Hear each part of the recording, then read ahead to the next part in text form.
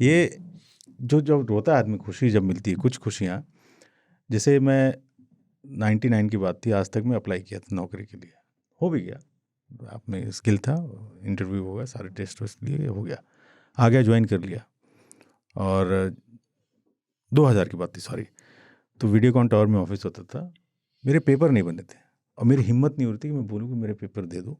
सबके पेपर आ रहे थे, मेरा भी आ जाएगा, ऑफिस से जो joining appointment type, joining letter. तो एक दिन मैंने नौकरी नहीं छोड़ी थी पुरानी वाली, कि क्या पता यहाँ नहीं मिलेगा तो फिर क्या करेंगे अपन। और पहला न्यूज़ चैनल था, इतना बड़ा था, तो मैं रात भर काम करता था, दिन भर यहाँ काम करता था, रात भर करता था, दिन भर। तो ये 4 दिन हो चुका था। श्रीनी यहाँ पे होते थे, आप जानते हैं ताऊ।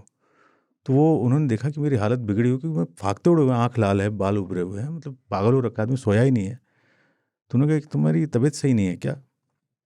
तो मैंने कहा नहीं सर, ठीक है, बिल्कुल ठीक हूँ। बोले तुम्हारे लेटर वगैरह आ गया? तो मैंने कहा सर अभी तक नहीं आया है, और इसी वजह से मैं दूसरी नौकरी नहीं छोड़ पाया हूँ, क्योंकि यहाँ पे भी मुझे नौकरी का पक्का हो जाए तब तो मैं छोड़ूंगा।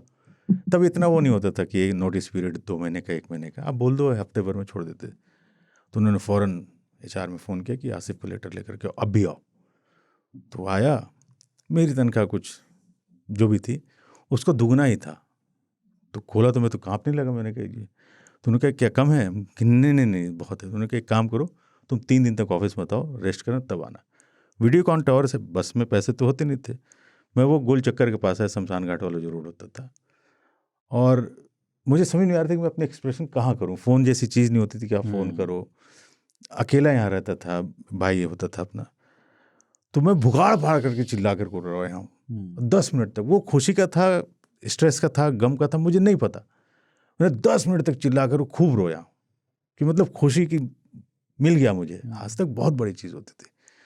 उसके बाद कुछ नहीं, ऑटो में बैठे और सीधा वहीं पीर बाबा का दम पानी लिए रूम पे गए। वो तो अकेले, उसके बिना कैसे शाम अकेले सेलिब्रेट, अनलिमिटेड मामला था। सो के दूसरे दिन उठे कि आज अब अपना रिवर्स गियर नहीं लगेगा, ये बोल करके आगे बढ़ता है।